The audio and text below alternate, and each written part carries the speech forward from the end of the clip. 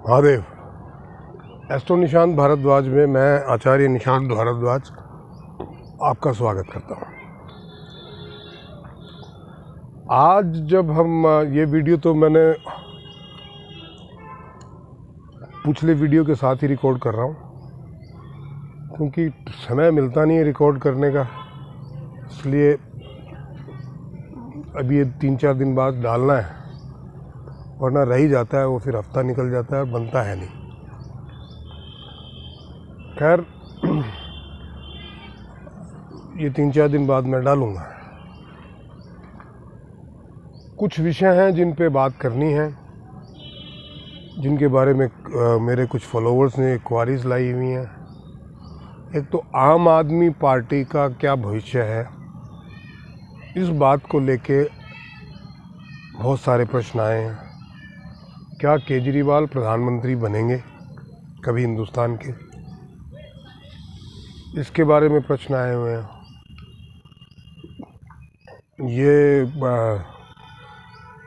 किसी ने ये कहा है कि मोदी जी जो है वो कब राजनीति से रिटायर होंगे, ये पूछा है। और अध्यात्म के सेक्शन में हम लोग बात करेंगे कि रामायण का हमारे भावों से क्या संबंध है, ज्योतिष के भावों से या हमारे जीवन के भावों से क्या संबंध है। ये कुछ मूल रूप से प्रश्न जो है सामने आए हैं। इन्हीं प्रश्नों का उत्तर हम तलाश करेंगे ज्योतिष के माध्यम से, अध्यात्म के माध्यम से इस वीडियो में। पर मेरी आपसे एक इल्तिजा है, क्योंकि beside requesting again and again, लोग देख नहीं रहे हैं। मतलब सब्सक्राइबर जो हैं वो 2-3 सब्सक्राइबर बढ़ते हैं एक वीडियो में, हार्डली 2-3 बढ़ते हैं, और वही 100, 125, 150 लोग वीडियो को देखते हैं, जबकि सब्सक्राइबर 425 हैं। लाइव सेशन में भी 15-20 लोग जुड़े होते हैं, लेकिन उन्होंने भी सब्सक्राइब नहीं किया हुआ है, वीडियो ज़रूर देखते हैं। अच्छा, 425-30 लोग जो है वो वीडियो देखते हैं, मतलब इनके पास वीडियो जाता है लेकिन वो देखते नहीं है। अब इतनी जो मेहनत है उसका क्या हो, ये मुझे समझ में नहीं आया अभी तक। कैसे कि भाई मैं तो आपसे कुछ मांग भी नहीं रहा हूँ, या मैं समझ सकता था कि अगर आप किसी के भी पैसे खर्च होते हो सब्सक्राइब करने में तो भी समझ में आती है। वीडियो आप दिन भर देखते ही, अगर ये एक वीडियो देखें तो आपके काम आएगा। समझ में नहीं आ रहा है। पर फिर भी मेरी आपसे इल्तिजा है कि जितने भी लोग देखते हैं, एटलीस्ट वो एक जिम्मेदारी लें कि 10-10 सब्सक्राइबर वो लेके आएंगे, तो ये संख्या ठीक ठाक सी हो जाती है, जिससे कि ये ज़्यादा से ज़्यादा लोगों तक पहुंचना शुरू हो जाएगा। खैर, अब बात शुरू करते हैं अरविंद केजरीवाल की। आम आदमी की जो स्थापना की कुंडली थी, जिस दिन आम आदमी पार्टी की स्थापना हुई, वो कुंडली मैंने देखी, अरविंद केजरीवाल की कुंडली देखी। देखिए, मैंने अपने पिछले वीडियो में भी बताया हुआ है, 2026 तक अरविंद केजरीवाल को गुरु की महादशा है। कुंडली की परिस्थितियां ऐसे, एक धूर्त आदमी की कुंडली है, और धूर्त आदमी जो है धूर्तता से तो नहीं जाएगा। काम वाम कुछ करना नहीं है, दूसरे जो काम करा दे उन्हीं को अपना काम बता के और फ्री की रेवड़ियाँ बांटनी है। लेकिन समय बहुत अनुकूल है 2026 तक। ये जो परिस्थितियां आज की डेट में चल रही है, जिसकी वजह से लोग मुझे पूछ रहे हैं कि आम आदमी पार्टी का होगा क्या। होगा कुछ नहीं है, फरवरी तक उनका समय थोड़ा गड़बड़ है, 2023 तक, फरवरी मार्च समझ लो आप मैक्सिमम। मार्च के बाद में फिर से ये शुरू हो जाएंगे। 2024 में मैंने पहले भी कहा था कि ये पार्टी कांग्रेस को रिप्लेस करेगी। कांग्रेस की जो सीटें हैं, मेरे अनुमान से सिंगल डिजिट में रहने वाली हैं 2024 में, उससे ज़्यादा सीटें आम आदमी पार्टी लेके आएगी, ये उसका हॉरोस्कोप कहता है। पर 2026 के बाद में जो लोग ये कह रहे हैं कि 2029 में केजरीवाल जो है भारत के प्रधानमंत्री बनेंगे, इसकी संभावनाएं शिफर है, ज़ीरो। क्योंकि 2026 के बाद में शनि की महादशा शुरू होगी और शनि दंडाधिकारी है। अच्छा, वर्ल्ड की परिस्थितियां भी कुछ ऐसी होंगी पूरी दुनिया की। 2026 से 29 तो बहुत ही भयावह परिस्थितियां हैं। तो ऐसे में केजरीवाल को देश सौंप दिया जाए, ये तो मुझे लगता नहीं है। और 29 तक तो मोदी जी हैं। 29 के बाद में 29-30 से जो परिस्थितियां होगी उसमें मुझे लगता है कि कांग्रेस के थोड़े से चांसेस हैं। प्रियंका गांधी को अगर अध्यक्ष बनाया गया तो प्रियंका गांधी को प्रधानमंत्री कैंडिडेट बनाया गया तो कांग्रेस बाउंस बैक करेगी 2029 में, उससे पहले नहीं। और अगर ऐसा नहीं होता है तो कांग्रेस की संभावनाएं भी कम है।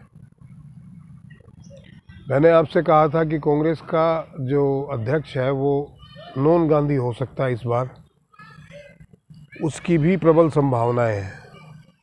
और बहुत ज़्यादा संभावनाएं हैं कि अशोक गहलोत हों। बट समस्या ये है कि उसको भी जो है, उनको अशोक गहलोत को भी राहुल गांधी के अंडर में ही काम करना पड़ेगा। वो एक तरीके से दूसरे मनमोहन सिंह साबित होंगे। विषय से ना भटक के हम वापस से आम आदमी पार्टी पे आते हैं। आम आदमी पार्टी की 2023 फरवरी मास तक का तो समय ख़राब है। इसमें इन्होंने इसी तरीके से झूठ बोलते रहे, राष्ट्र विरोधी बातें करते रहे, मुफ्त की रेवड़ी का झांसा लोगों को देते रहे, तो पार्टी का स्तर गिरेगा। फिर भी समय इनके साथ है। हॉरोस्कोप को देखूं, अगर कुंडली को देखूं तो समय इनके साथ है 2026 तक केजरीवाल के। लेकिन 26 के बाद जेल जाने के भी योग है। जो बोलते हैं 29 में प्रधानमंत्री बनेंगे, ऐसा मुझे लगता नहीं है। लेकिन 24 में ये एक तरीके से का माहौल बना देंगे कि भाई मोदी जी के खिलाफ कोई है तो वो केजरीवाल है। ये इनकी कुंडली कहती है। हालांकि मोदी जी प्रचंड बहुमत से जीतेंगे इस अब की बार। फिर मैंने 418 प्लस माइनस 20-25 कहा है, 20 उतनी सीटें आएंगी एनडीए को। तो अब ये बाकियों के लिए बचती कितनी है कि 7-8-10 मैक्सिमम 9-10 सीटें कांग्रेस को हैं। बाकी रीजनल पार्टियों को मिला मिलू के ये सारे जब 10-20 10-20 10-20 10-20 के, क्योंकि ये है ही बहुत सारे। किसी की 20 आ गई, किसी की 15 आ गई, किसी की 10 आ गई, यही रहने वाला है। इससे ज़्यादा का हिसाब किताब किसी का बैठ नहीं रहा है। ये तो उन लोगों के लिए था जिन लोग, जो मेरे फॉलोअर्स पूछ रहे थे, और उसमें से कुछ आम आदमी पार्टी से भी थे। बट ये है कि जो फ्री की रेवड़ी और ये झूठ का कारोबार जो है, अगर ये बंद करेंगे तो ही इनका भविष्य, नहीं तो इनका कोई भविष्य नहीं। जैसे आए हैं 10-15 साल हल्ला गुल्ला हुआ, एक समय का पीरियड होता है, उसमें फिर वापस भी चले जाएंगे। अब हम बात करते हैं कि मोदी जी कब तक रहेंगे। वो तो मैंने कहा है कि मोदी जी तो संभवतः 2027 में रिज़ाइन देना चाहेंगे। पर उस वक़्त 26 के बाद की परिस्थितियां ऐसी है कि उनको 29 तक देश संभालना पड़ेगा, ना चाहते हुए भी। हालांकि वो ये अपना रेजिग्नेशन ऑफर करेंगे, लेकिन एक्सेप्ट नहीं होगा पार्टी में, ऐसी संभावना है। और किसी विशेष परिस्थिति में उन्होंने रिजाइन कर भी दिया, जो मुझे लगता नहीं है, तो उत्तराधिकारी भी वही चुनेंगे। और ऐसा हो सकता है कि वो राष्ट्रपति के पद के लिए फिर नॉमिनेट हो,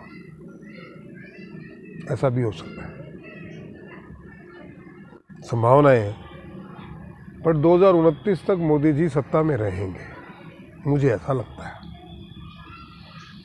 दूसरी बात किसी ने पूछी थी कि ये जो तुष्टीकरण की राजनीति है ये कब तक होगी। ये तो मैं आपको पहले बता चुका हूँ कि शनि महाराज का जो समय है वो अभी शनि महाराज 2-2.5 साल तक कुंभ राशि में रहेंगे, तो ये सारा जितना कचरा है वो साफ करके ही जाएंगे।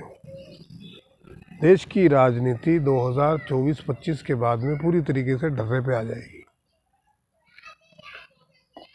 मतलब जितने भी ये तुष्टीकरण और वो मैंने आपसे कहा था 2025 के बाद देश में 85% घरों पे भगवा लहरा रहा होगा, झंडा, चाहे वो किसी भी जाति धर्म या पंथ से हो।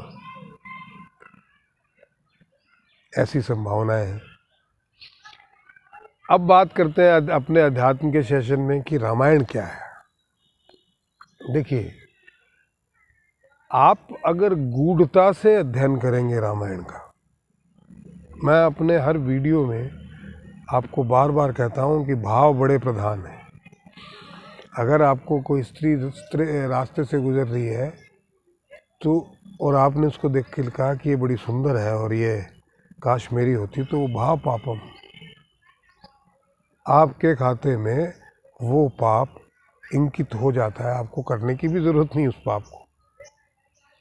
आपके अंदर जैसे भाव होते हैं उन भावों के हिसाब से आपके कर्म जो हैं वो निर्धारित होते हैं और उन्हीं का फल आपको मिलता है।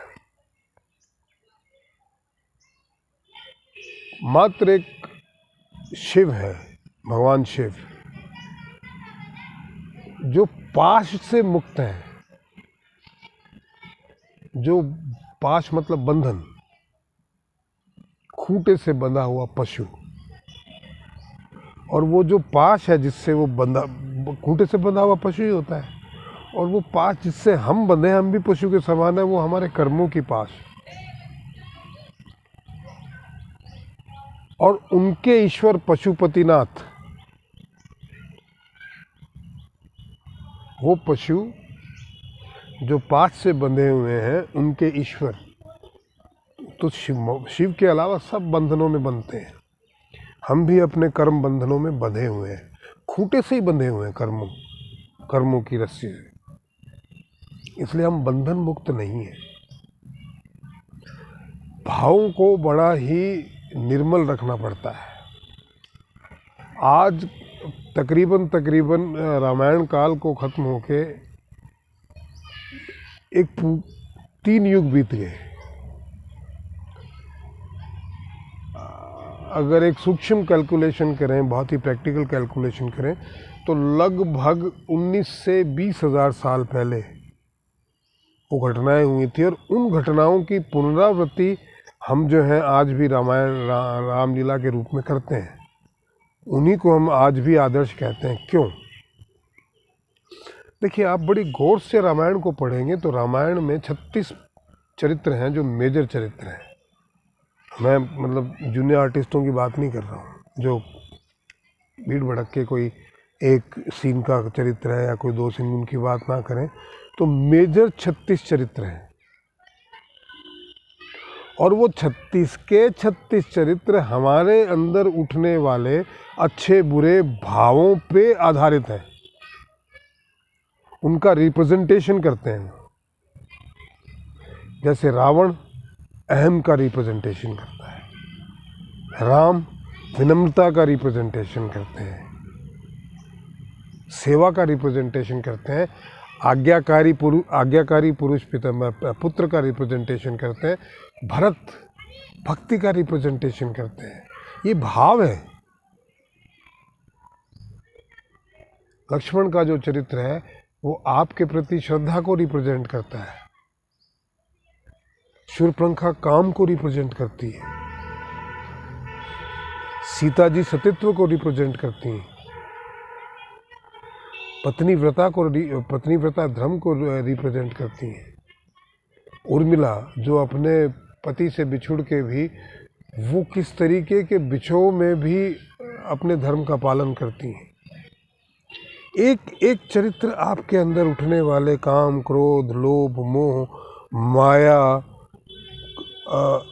तृष्णा, लालसा, वासना, इन सारे भावों को रिप्रेजेंट करते हैं।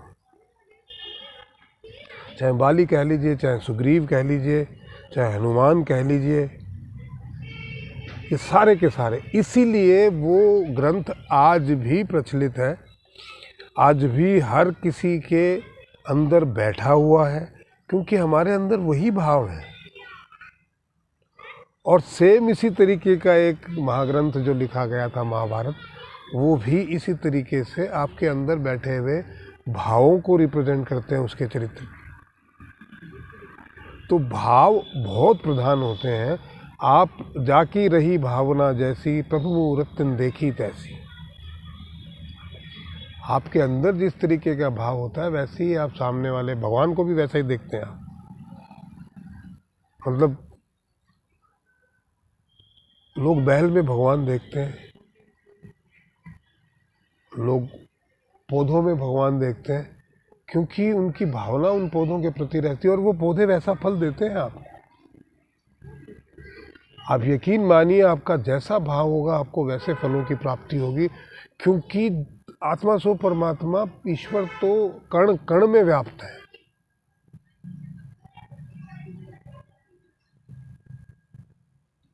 मैं कभी कल परसों मेरी किसी से बात हो रही थी, बोले साहब भगवान कण कण में व्याप्त हैं तो हम मूर्ति ही क्यों पूजते हैं। देखिए, आकाश में बिजली चमकती है, वही बिजली आपके घर में भी है, पर क्या उस बिजली को आप रख सकते हैं। उसका पावर इतना होता है कि आप उसको कंट्रोल नहीं कर सकते, वो विनाश ले आती है।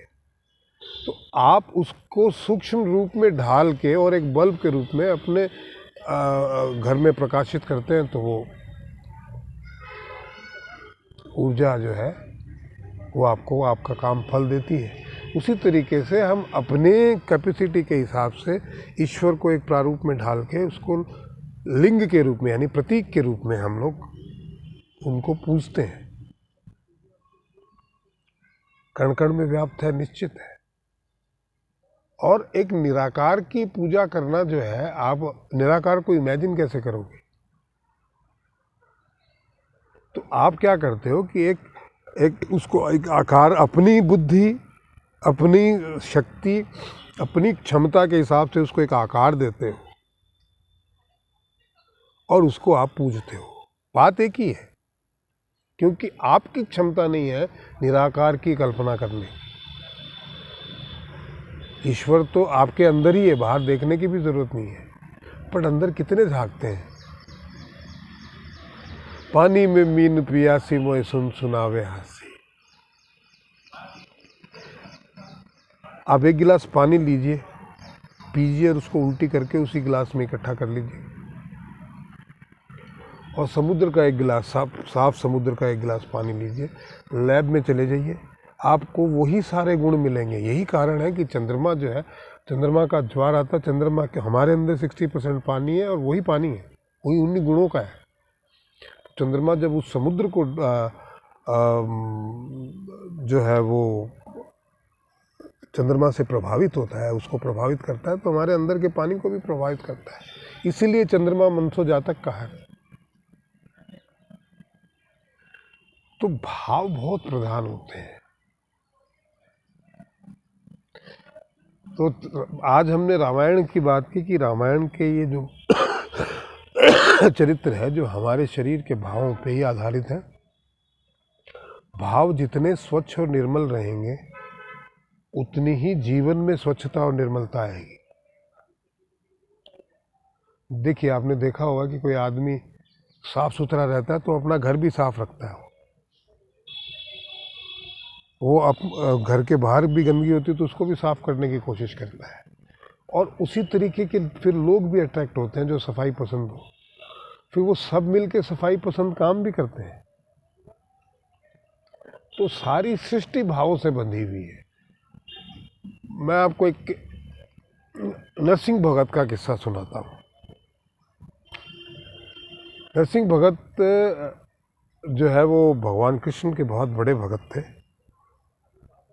और उन्होंने अब उनका अच्छा खासा व्यापार था, वो सारा कुछ बेच दिया उन्होंने। मतलब साधु संत आते थे, उनको खिलाते रहते थे, कृष्ण की भक्ति करते थे, पूरी तरह समर्पित थे।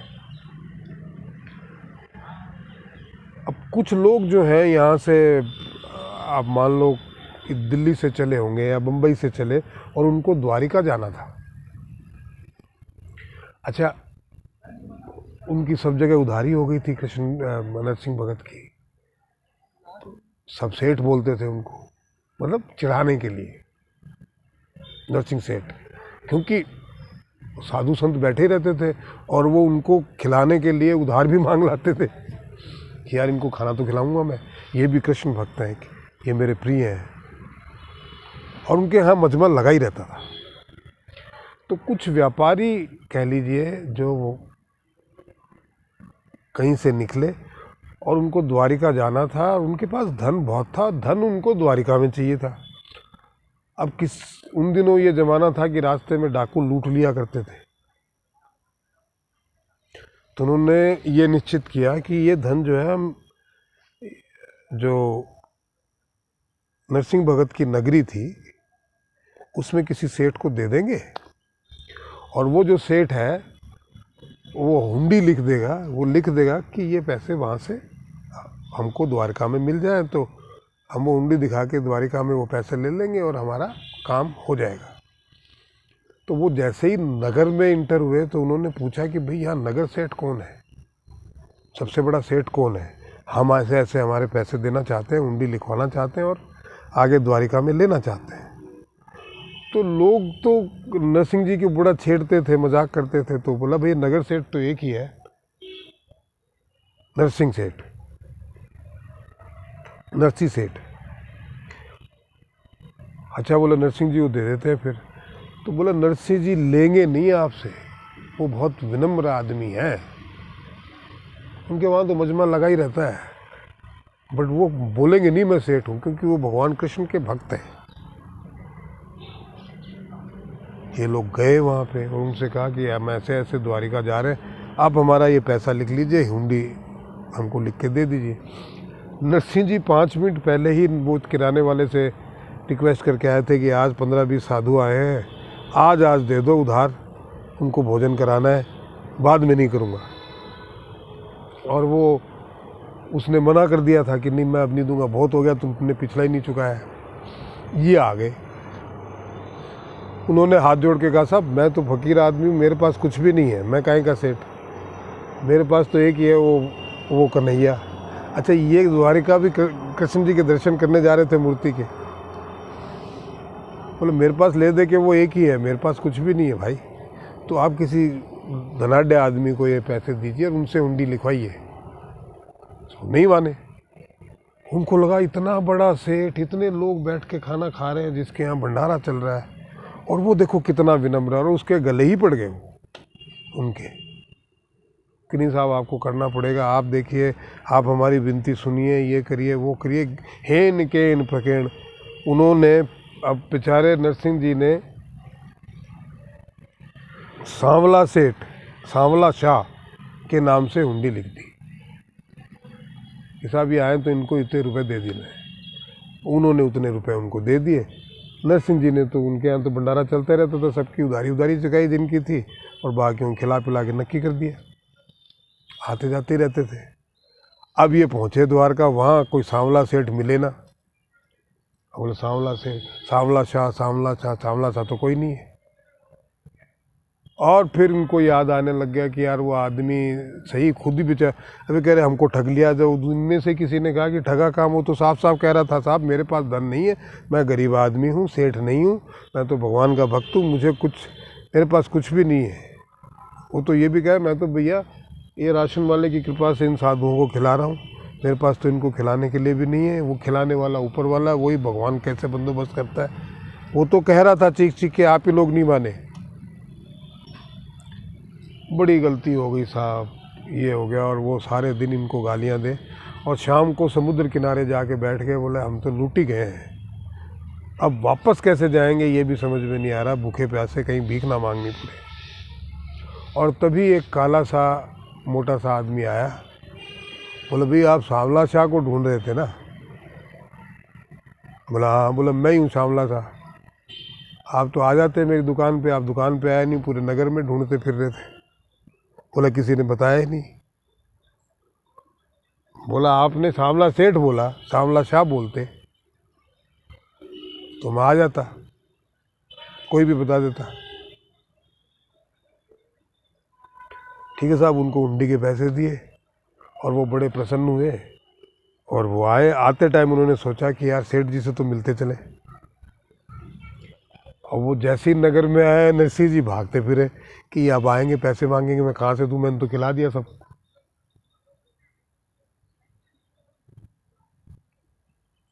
और वो आए, उनसे मिले, उनके चरणों में गिरे और बोले साहब आप तो, बोला कमाल ही है आपका तो सेठ जी, आप इतने विनम्र कैसे हैं, इतने बड़े सेठ हो गए।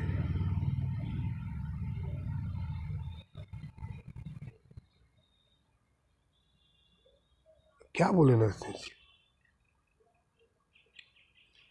तो ये भाव था उनका, उस भाव से, जिस भाव से उन्होंने ईश्वर के नाम पे हुंडी लिख दी थी, ईश्वर को आके चुकाना पड़ा। बाद में कृष्ण जी ने भात भरा है, नरसिंह जी का भात भर के आए हैं, बहुत बड़ा भात भरा है। मतलब चमत्कार से कम नहीं था। चमत्कार होते रहते हैं, ईश्वर आपके साथ सदैव खड़ा रहता है अगर आपके भाव समर्पण के ईश्वर के प्रति हैं। या ईश्वर सब में है, किसी के प्रति भी आप समर्पित हैं, वो आपके लिए खड़ा रहेगा। आप जिस भाव से जिस भी व्यक्ति को देखेंगे, पशु को देखेंगे, वृक्ष को देखेंगे, वो उसी भाव से आपके साथ खड़ा रहेगा। रामायण उसका सबसे बड़ा उदाहरण है। तो आज के वीडियो में इतना ही है दोस्तों। अब जो आगे जो है, हम लोग अगले वीडियो में आप हमसे क्या, किस विषय पे चर्चा करना चाहते हैं, क्या करना चाहते हैं, वो आप बताइएगा। और मेरी आपसे फिर इल्तिजा है कि इसको सब्सक्राइबर बढ़ाइए। हर आदमी, ये जितने भी लोग जो देखते हैं, वो कम से कम इतनी जिम्मेदारी लीजिए कि 10 लोग सब्सक्राइब करें तो 425 सब्सक्राइबर हैं इसके अभी, और 150 लोग एवरेज ये वीडियो देखते हैं। 150 लोग भी करते हैं, 10 लोगों की जिम्मेदारी ले लेते हैं तो 1500 सब्सक्राइबर हो जाते हैं। और इतने लोग सब्सक्राइबर हो जाते हैं तो ये बात अच्छी भली लोगों तक पहुंच जाती है। तो इसमें मेरी मदद कीजिए। और बाकी आप किस विषय पे वीडियो बनवाना चाहते हैं और क्या किसके ऊपर भविष्यवाणी करवाना चाहते हैं, वो मुझे ज़रूर मैसेज में लिखिएगा। तब तक के लिए महादेव।